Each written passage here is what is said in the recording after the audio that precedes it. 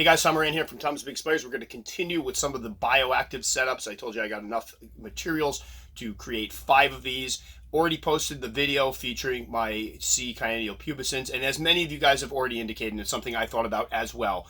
The big concern for me is the webbing. Is it going to go and cover all the plants? Is it going to kill the plants? I thought I made mention of it in the video, but if not, that is something I'm kind of monitoring. We'll see how it goes. If I can keep the webbing off the plants a little bit, we'll keep them in there. The plants are so darn beautiful that if I don't think I can keep them off of that fern, maybe I'll pull that one out and replace it.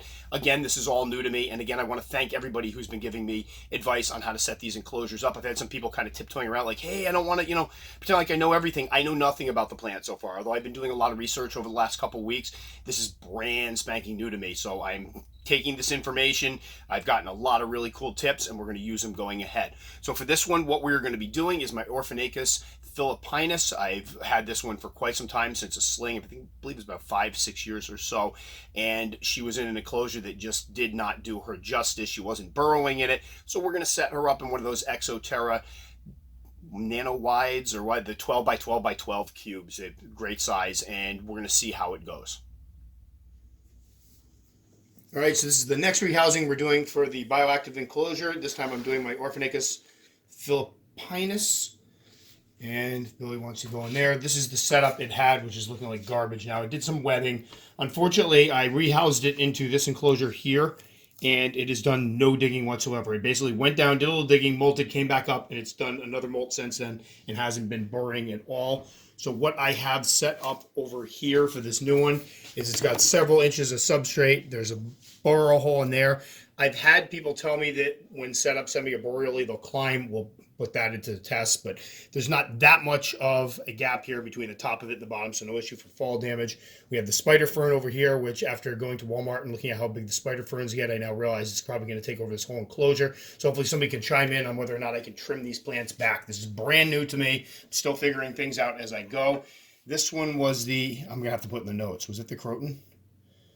Somebody will know. Anyway, I'm not sure which plant that is, but we got that plant in there too, which also looks like it might grow tall. So again, these are brand new, the bioactive enclosures, the ones with live plants to me. So we're figuring things out kind of as we go, and people have been chiming in. They chimed in on the first video, got some great information from there. I may put a call out on my YouTube page where I can basically survey people and ask for some advice there as well, because this is something I do want to continue with, and I want to make sure I do it right. So again, the setup was from BioDude, absolutely loving it so far. Now we're going to see if we can get this one out of here without a mess, because this one tends to be rather crazy. Actually, you know what? I'm going to put this right up here so I have it ready to go.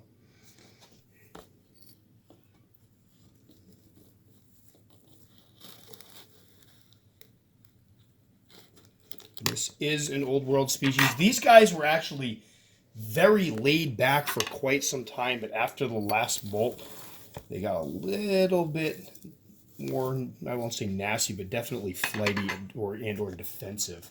Actually, I don't even want to say defensive. I never really had a threat pose for one.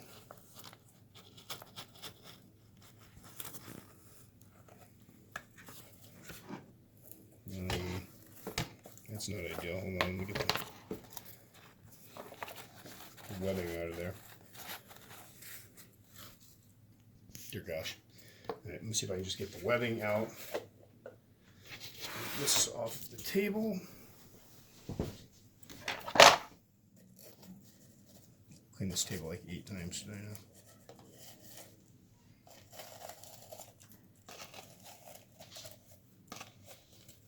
There we go. All right. So we got it right there. Really light species. The colors don't show up great. It's funny because when you take a picture with the flash, it tends to look brown. Without the flash, it definitely has that orangey look that gives it its name. And there they go. All right, so this is going to be fun, as in not fun at all. All right, and let's get this ready to go, because these things will boogie.